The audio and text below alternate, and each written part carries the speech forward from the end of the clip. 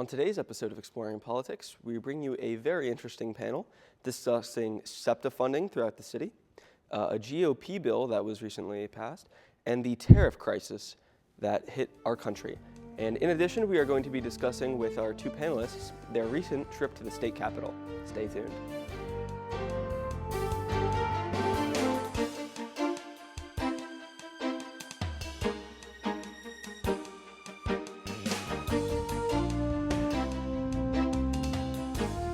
Welcome back to Exploring Politics. I'm your host, Peter Rapp, and today I have with me a wonderful panel. Would you two like to introduce yourselves?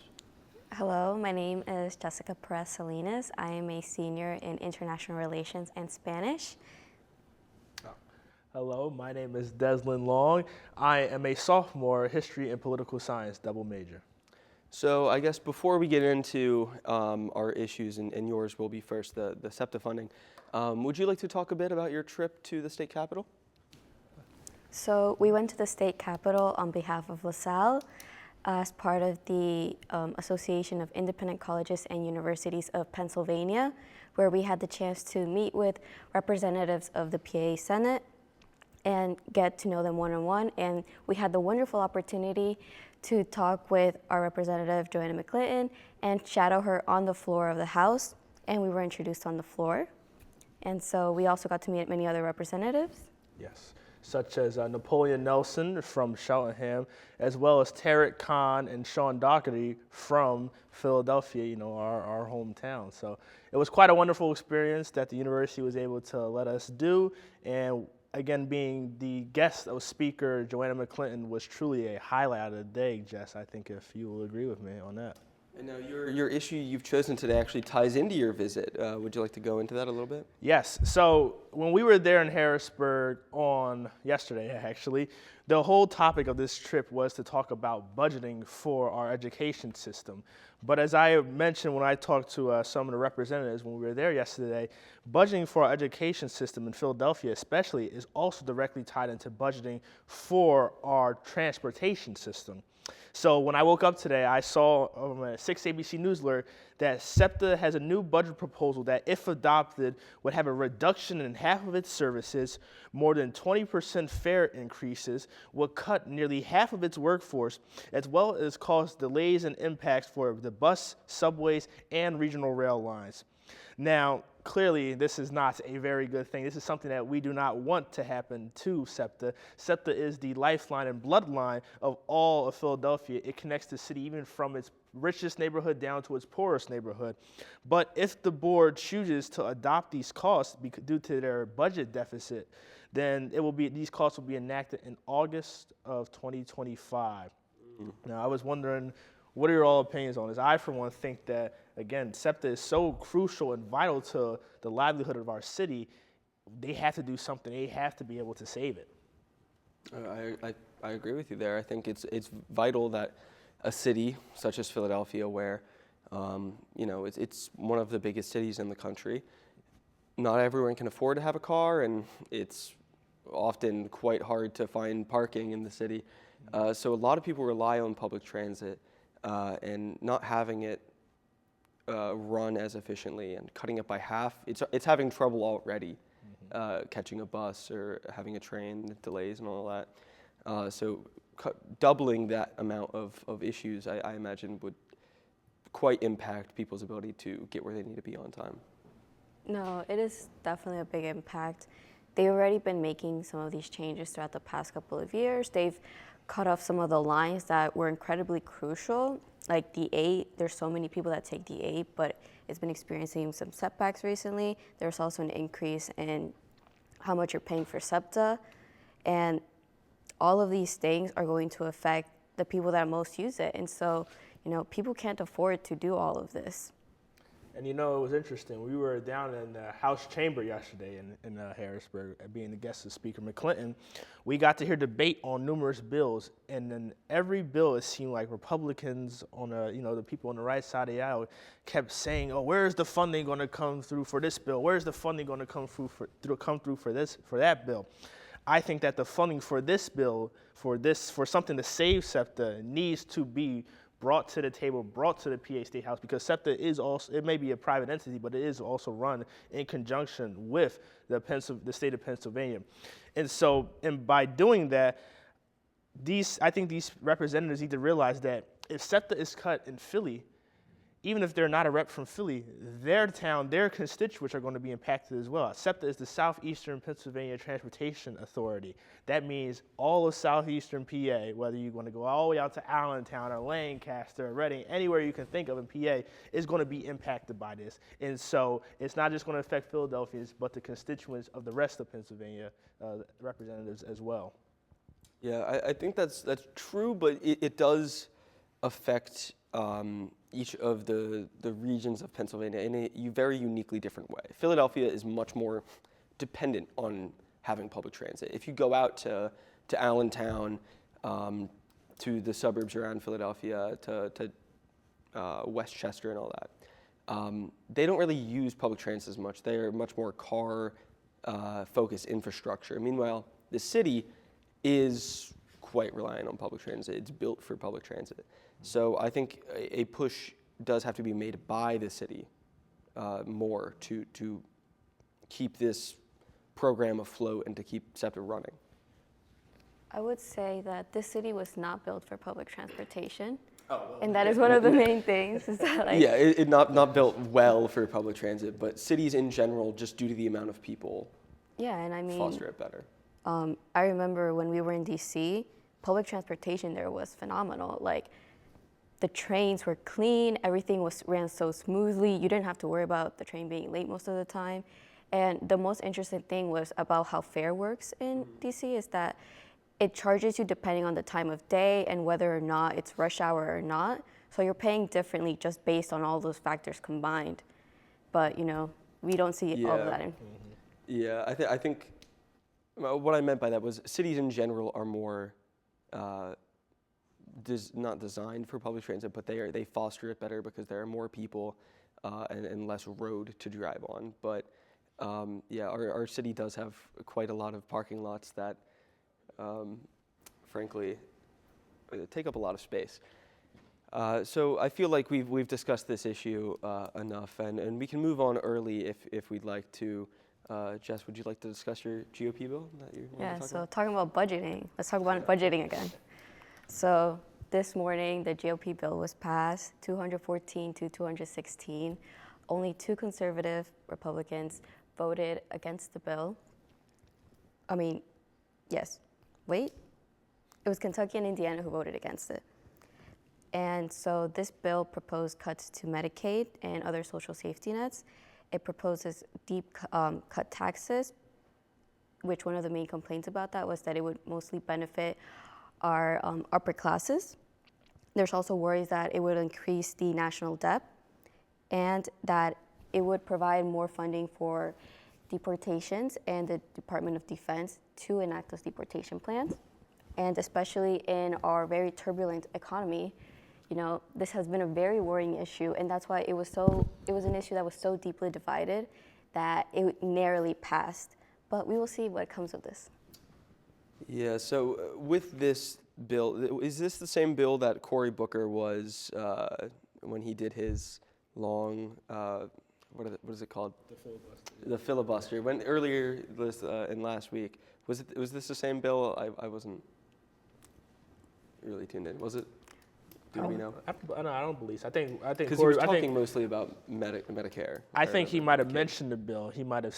I haven't watched the entirety of the 25-hour long speech, but I did not watch it. He mentioned it, but I don't think that wasn't the entirety of what he was talking about during the bill. He was just trying to talk about the Trump administration and all the different things that they've been causing.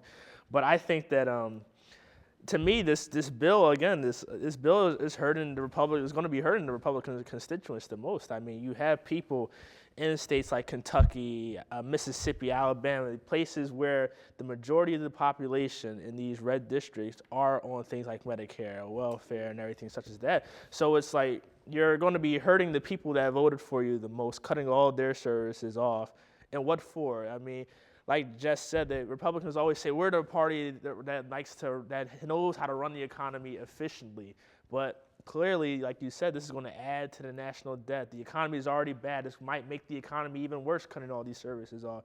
And then even just factoring in the deportation of immigrants to the United States. I mean, I thought that the Republicans and Donald Trump said that they were going to be deporting violent criminal immigrants. I mean, just last week, they deported a Maryland man to El Salvador by accident, and he has still not been brought back to the United States, despite a court order, and also despite the fact that Chief Justice John Roberts blocked the order. He put a pause on when the man can be brought back, and yet instead this man is rotting away in an El Salvadorian prison. So, again, this bill, the Republican Party, I don't know what is their, I don't know what they're trying to do with this. Yeah, I mean, if we just want to talk about, we'll get more into the state of the economy in a minute when we get to my issue. No, you're all right.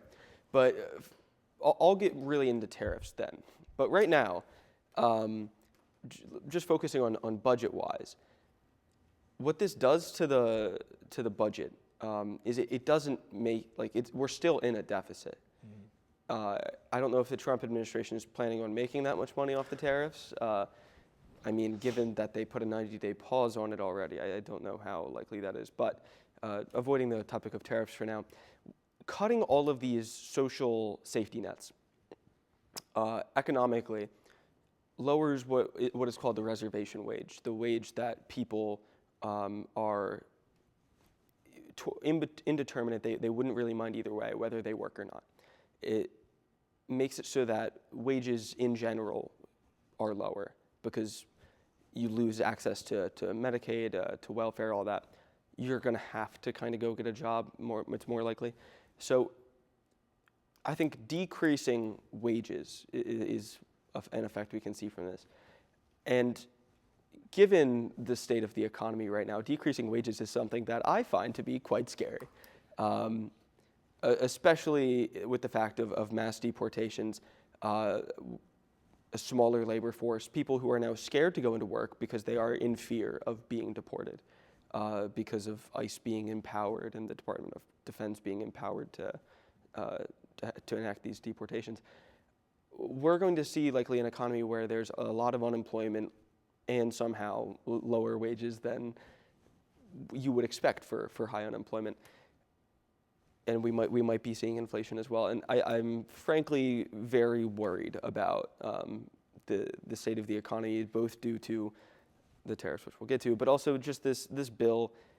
They seem to be going after everything that is keeping us afloat right now, keeping a lot of people afloat right now, and it's just very, very concerning.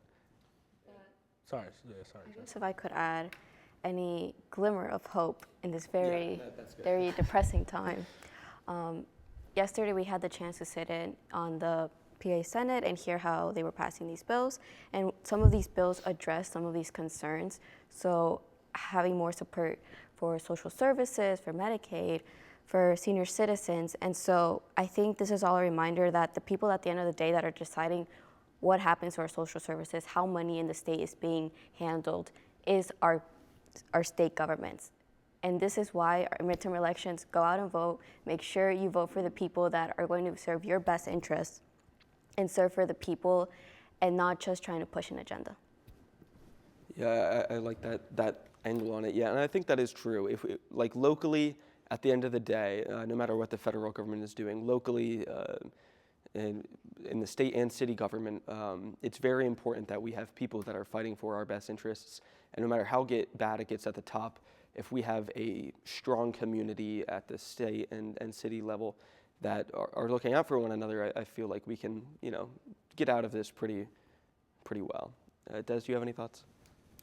I absolutely agree. I mean, just watching the amount of bipartisan support yesterday when these bills that Jess was talking about were passed when we were on the House. I mean, it wasn't just, all green, all Democrats vote yes, all Republicans vote no. I was seeing Democrats and Republicans voting yes and no on all these bills. So it wasn't as polarized as, the way that our Congress makes it out to be. Our state House is not as polarized as Congress.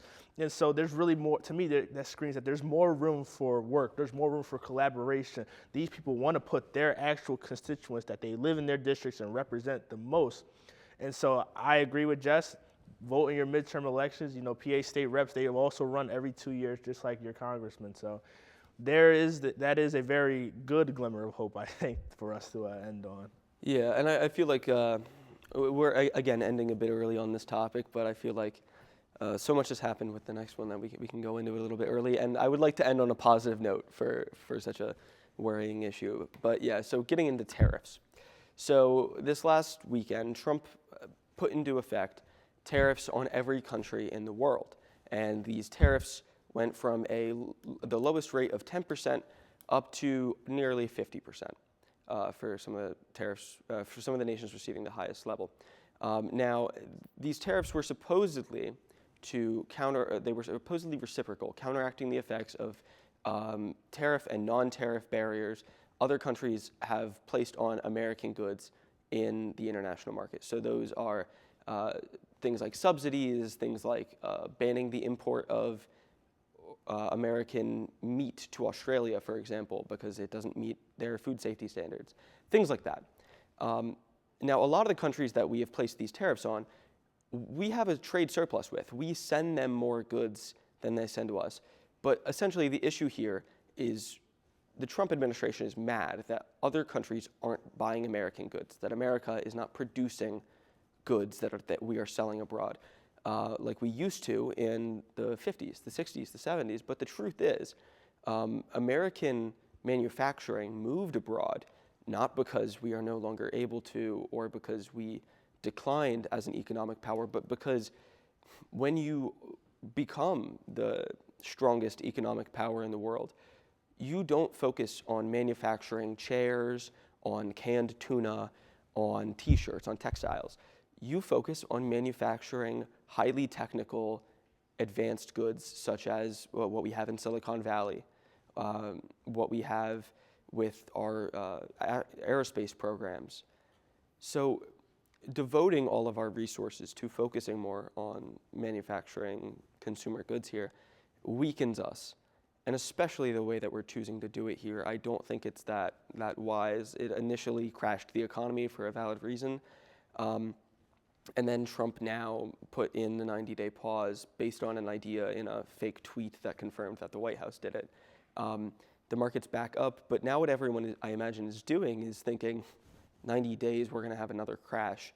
So everyone's stocking up now, preparing to move manufacturing home, which could be good, but at the end of the day, like, there's that looming in 90 days. We might just be in the same boat. Jess, you want to start off? Or? So I think the first thing to make clear, just in case anyone watching doesn't know, we pay the tariffs. Yeah. Americans pay the tariffs. That is very important to know. Yes. So despite what everyone says, and by everyone I mean our president, we pay the tariffs. But also honing in on the idea of domestic manufacturing, even that idea is very misconstrued because domestic manufacturing doesn't mean everything is made here. We need to import raw materials from other countries. Mm-hmm. Some of our labor force might depend on foreign laborers. And even when you try to make everything at home, American steel is one of the great examples in the last 2016 election for President Trump. He put a tax on tariffs on steel, and that impacted the American steel economy.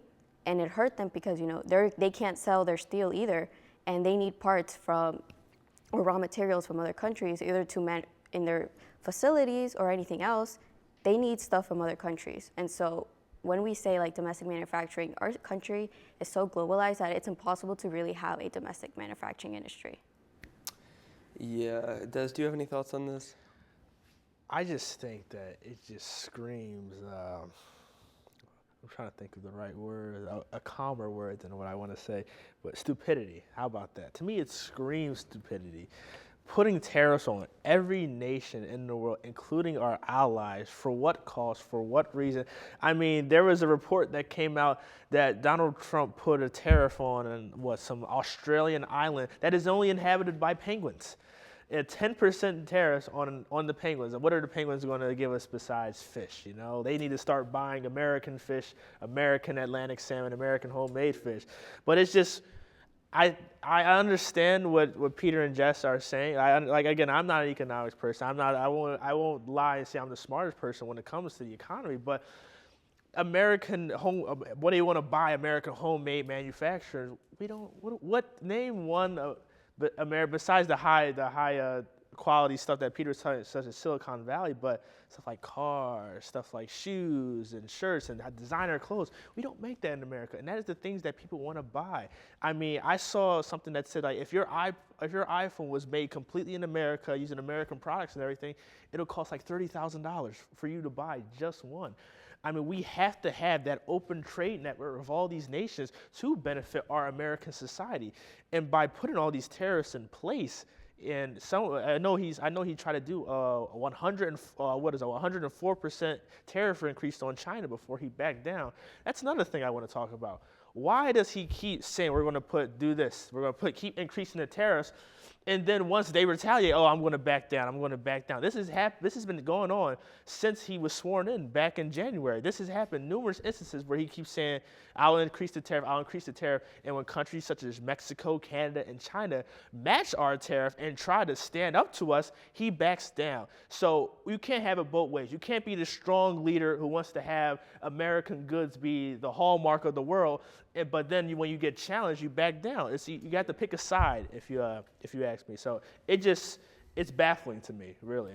Yeah, I mean, really, we have a system of global, multilateral, international trade, which we built. We created the entire system, essentially.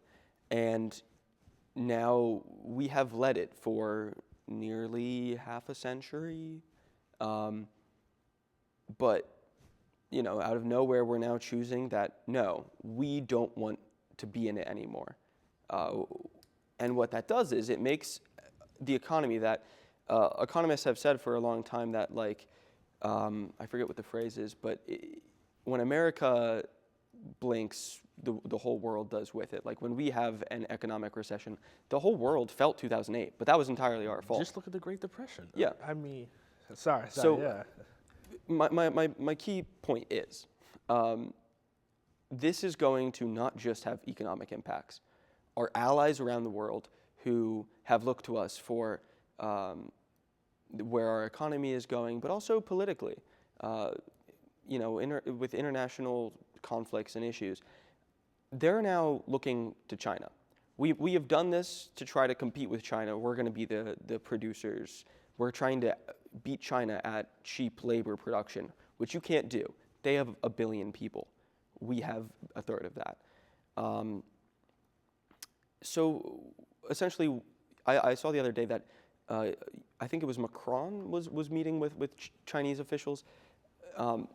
We're essentially turning all of our allies, sending them into a power vacuum. We're leaving, and then everyone's just going to turn to the next biggest nation, which is China.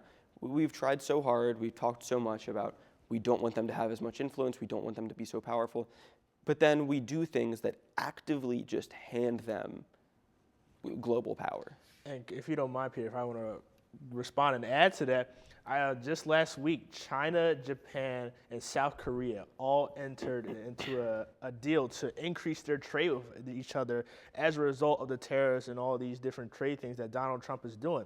Now, for you all at home, that is a major deal. These are 3 countries that have long had, let's just say, less than kind relationship with each other and have hated each other for over the past, I say, 200 years, right? And so they're all are willing to work together because of the actions of Donald Trump. This is something that is truly remarkable. We have never seen anything like this before, especially in our time. So I just wanted to add on to that, like what you said about these trade partners coming together and leaving the U.S. behind to just sit back and collect dust. Yeah, I think it's remarkable seeing economic policy of the 1800s being used in the 21st century, but we'll see how it goes. Hopefully, we have more of this kind of Trump, trying to, here's what I'm going to do, and then everyone responds, well, I don't know, that doesn't look very good, and the economy takes a hit, and then he realizes, well, we can't do this, and he backs down. I much prefer him backing down than standing up, because standing up in this regard would likely just tank our economy and put us in a much, much worse situation. So I think we can now go to our final thoughts. You guys can talk about your trip to Harrisburg as well. Who would like to go first? Thank you, Des. Yes, I'll go first. Just to briefly again wrap up our trip to Harrisburg, just to re-summarize it, it was a nice experience meeting our state representatives, as well as we also got to meet and talk to the Auditor General, Timothy DeFore, of PA. And so it was just nice to be able to spend the day down on the state capitol and get to talk to all these different people and just voice our concerns about funding for education, ensuring that all Pennsylvanians have better access to higher education.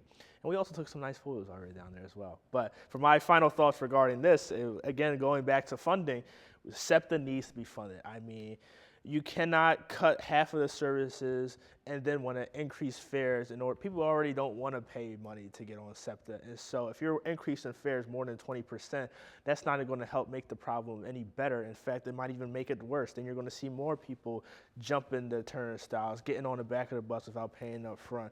And so I think SEPTA needs to be properly funded in order so it can keep our city connected and keep our city together. I think that's a fair point. Jess? If I learned one thing about this is that, not all politicians are bad.